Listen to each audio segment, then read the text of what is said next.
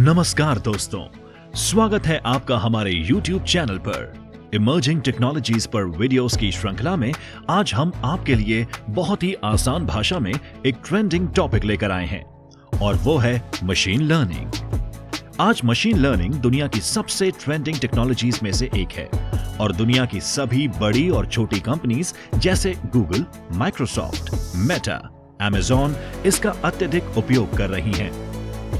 ChatGPT, Amazon Alexa, Google Assistant machine learning के कुछ प्रमुख उदाहरण हैं। इस वीडियो में हम जानेंगे कि मशीन लर्निंग क्या है, कैसे काम करती है और इतनी पॉपुलर क्यों होती जा रही है।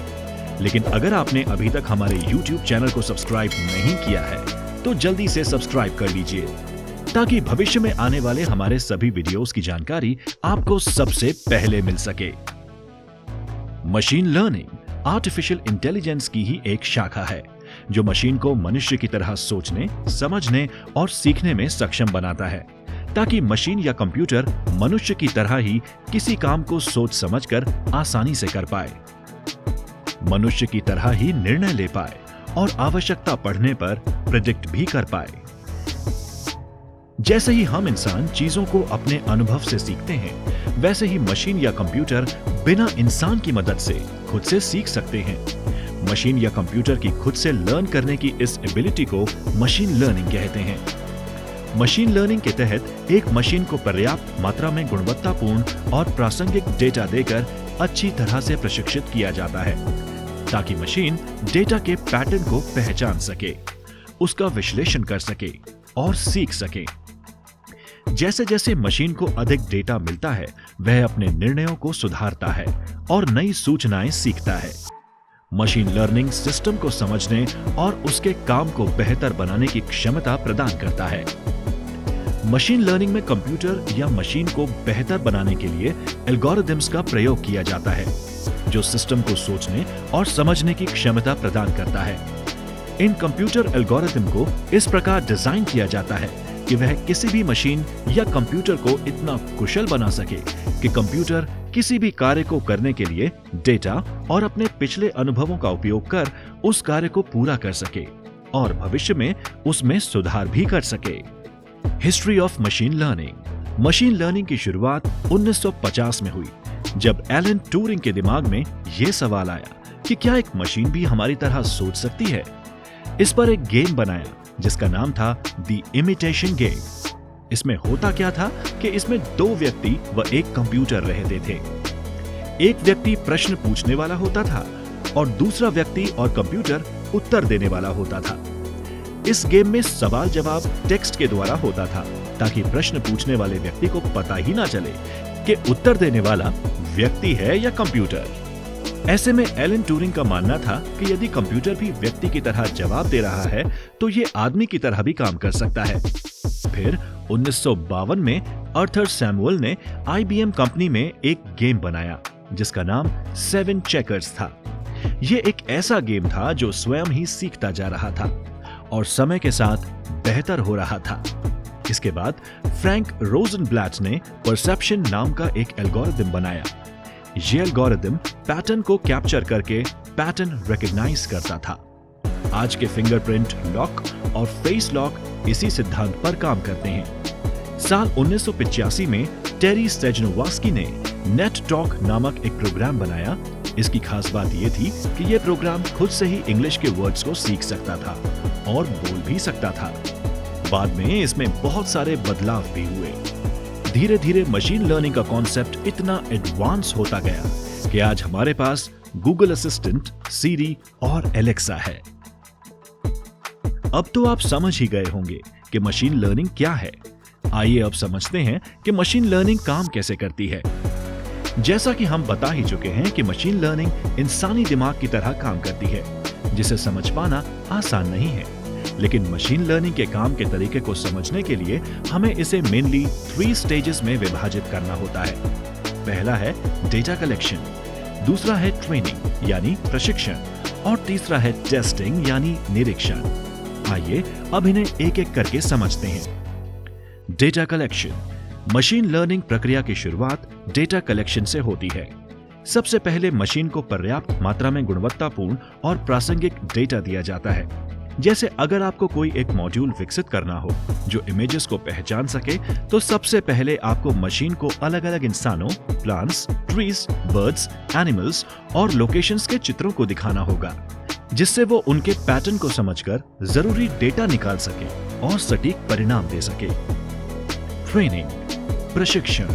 ट्रेनिंग मशीन लर्निंग का दूसरा और बहुत महत्वपूर्ण स्टेज है। इस स्टेज में सिस्टम को पर्याप्त डेटा सेट के साथ ट्रेन किया जाता है ताकि मशीन इस डेटा से सीख सके और फिर नई जानकारी पर आधारित निष्कर्ष निकाल सके। बिना प्रशिक्षण एक परफेक्ट मशीन लर्निंग मॉडल बनाना असंभव है, क्योंकि प्रशिक्षण से ही सिस्टम सीखता है कि दिए गए डेटा में कौन कौन से पैटर्न हैं। सही ट्रेनिंग कराने से सिस्टम नई और अज्ञात डेटा पर भी बिना गलती किए सही परिणाम दे सकता है। पूरी ट्रेनिंग के बाद सिस्टम तेजी से नए डेटा का विश्लेषण भी कर सकता है। टेस्टिंग, निरीक्षण। टेस्टिंग में हम जांचते हैं कि सिस्टम ने प्रशिक्षण के दौरान फीड किए डेटा को सही तरीके से समझा है या नहीं। हम ये भी टेस्ट करते हैं कि क्या ये अब नई और अज्ञात डेटा पर भी सही परिणाम दे सकता है। मॉड्यूल को सही और उचित टेस्टिंग से ही एक मॉड्यूल एक्यूरेट, भरोसेमंद और सुरक्षित बनाया जा सकता है। टेस्टिंग से हमें यह पता लगता है कि मॉडल से कहां गलती हुई है और किस प्रकार की गलतियां हो रही हैं। टेस्टिंग से ही मॉडल की गलतियों का पता लगाकर उसे सुधारा जा सकता है। उसकी गुणवत्ता, सटीकता और सुरक्षा में सुधार किया जा सकता है। चलिए इसे एक उदाहरण से समझते हैं। जब एक शिशु जन्म लेता है तो उसके माता पिता उसे प्रशिक्षित करने के लिए उससे बात करते हैं। उसको इंसानों, पशु, पक्षी, रंग, प्लांट्स के चित्र दिखाते हैं, जिसे हम डेटा कलेक्शन कह सकते हैं। उसके बाद पेरेंट्स उस बच्चे को सिखाते और समझाते हैं कि कौन सा चित्र किसका है, और वो ऐसा बार बार करते हैं, जिसे हम ट्रेनिंग स्टेज कह सकते हैं। लास्ट स्टेज में वो शिशु को कोई भी चित्र दिखाकर उसकी नॉलेज को जांचते हैं और उससे पूछते हैं कि ये चित्र किसका है, और शिशु के गलत बताने पर वो उसे करेक्ट करते हैं। और इसी तरह से एक नवजात शिशु भी धीरे धीरे इंसानों, पशु, पक्षी, रंग, प्लांट्स और भी अन्य तरह के ऑब्जेक्ट्स को समझने लगता है। उन्हें पहचान कर उनमें भेद करना भी सीख जाता है। इसी तरह से हम ये कह सकते हैं कि मशीन लर्निंग ह्यूमन लर्निंग के कॉन्सेप्ट पर ही आधारित है। सामान्यतः मशीन लर्निंग को 4 प्रकार में विभाजित किया गया है: supervised learning, semi supervised learning, unsupervised learning और रीइंफोर्स्ड लर्निंग। इन प्रकारों को हम आपको बाद में एक सेपरेट वीडियो के द्वारा डिटेल में एक्सप्लेन करेंगे, अतः आप हमारे YouTube चैनल को सब्सक्राइब करना नहीं भूलें। अब हम मशीन लर्निंग के उपयोग के बारे में बात करते हैं। मशीन लर्निंग ने हमारी लाइफ को बहुत आसान और सुविधाजनक बना दिया है। आज इसका इस्तेमाल बहुत से क्षेत्रों में किया जा रहा है, जहां डेटा से संबंधित व पैटर्न की पहचान करने की जरूरत होती है।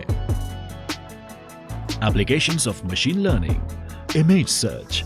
मशीन लर्निंग का इस्तेमाल वस्तुओं, व्यक्तियों, स्थानों और चित्रों को पहचानने के लिए किया जाता है। इमेजेस की पहचान करने के लिए फेस डिटेक्शन तकनीक का उपयोग किया जाता है, जो मशीन लर्निंग पर आधारित है। Speech recognition and voice search. Voice search में यूजर माइक पर बोलकर किसी भी चीज के बारे में जानकारी प्राप्त कर सकता है।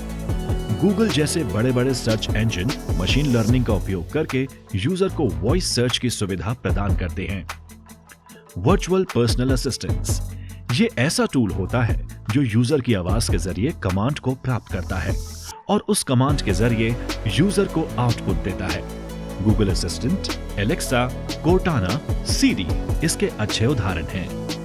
Recommendation engine. जब आप किसी वेबसाइट पर खरीदारी करने जाते हैं या फिर YouTube, Netflix या Amazon प्राइम जैसे वीडियो स्ट्रीमिंग प्लेटफॉर्म पर वीडियो देखते हैं, तो मशीन लर्निंग एल्गोरिथम आपके सर्च और इंटरेस्ट के आधार पर प्रोडक्ट्स और वीडियोस रेकमेंड करता है। यह एल्गोरिथम आपकी पिछली सर्च देखे गए प्रोडक्ट्स और आपके इंटरेस्ट के बारे में सीखता है, ताकि वह आपको ज्यादा से ज्यादा आपके इंटरेस्ट की चीजें रेकमेंड कर पाए। Traffic alerts. अगर आप गूगल मैप का इस्तेमाल करते हो तो आपने देखा होगा कि जब आगे रास्ते में ट्रैफिक ज्यादा रहता है तो गूगल मैप आपको आपके रूट पर रेड या येलो लाइंस की मदद से ट्रैफिक की जानकारी देता है। यह मशीन लर्निंग की मदद से होता है। जब सभी लोग मैप का इस्तेमाल कर रहे होते हैं तो गूगल मैप सभी के लोकेशन, स्पीड और रूट को प्रोसेस करता है और मशीन लर्निंग एल्गोरिदम्स का इस्तेमाल करके आपको सही रूट दिखाता है। Health care. मशीन लर्निंग का प्रयोग बीमारियों का पता लगाने के लिए किया जा सकता है, जैसे कि एक रोगी के एक्सरे, एमआरआई और सीटी स्कैन का विश्लेषण करके कैंसर सेल्स को डिटेक्ट कर अर्ली स्टेज पर ही कैंसर का पता लगाया जा सकता है, जिससे कैंसर के सफल उपचार की संभावना बढ़ सकती है। एजुकेशन। मशीन लर्निंग का उपयोग शिक्षा के क्षेत्र में शिक्षा और अनुसंधान के लिए किया जा सकता है। इसके उपयोग से स्टूडेंट्स का लर्निंग पैटर्न, एबिलिटी और बिहेवियर का विश्लेषण करके हर स्टूडेंट के लिए एक अलग लर्निंग पाथ बनाया जा सकता है। Disaster management. मशीन लर्निंग से प्राकृतिक आपदाओं जैसे भूकंप, बाढ़ और सुनामी का पहले से पता लगाया जा सकता है, जिससे लोगों को समय पर सुरक्षित स्थानों पर पहुंचाया जा सकता है। Future of machine learning. Machine learning का automation, health care, natural language processing, transportation, personalisation, cyber security सहित विभिन्न क्षेत्रों पर गहरा प्रभाव पड़ेगा। ऑटोमेशन को सक्षम करके मशीन लर्निंग अनुकूलित उपचार और निदान के माध्यम से स्वास्थ्य देखभाल में सुधार करेगी। इसके साथ ही जल्द ही आप स्मार्ट सिटी में सेल्फ ड्रिवन वाहन चला सकेंगे और संसाधनों का अधिक कुशलता से प्रबंधन कर सकेंगे। डेटा के त्वरित विश्लेषण और परिकल्पनाओं के निर्माण से वैज्ञानिक सफलताएं तेजी और आसानी से प्राप्त होंगी। हालांकि मशीन लर्निंग के अत्यधिक इस्तेमाल होने से एथिकल इम्प्लीकेशंस को लेकर भी लोगों को चिंतन करना होगा। आशा है आप लोगों को मशीन लर्निंग के बारे में अब अवश्य समझ आया होगा। यदि आपको इस वीडियो में मशीन लर्निंग को लेकर कोई भी डाउट है तो हमें कमेंट करके जरूर बताएं और इस वीडियो को लाइक, शेयर और सब्सक्राइब करना ना भूलें। Thank you for watching.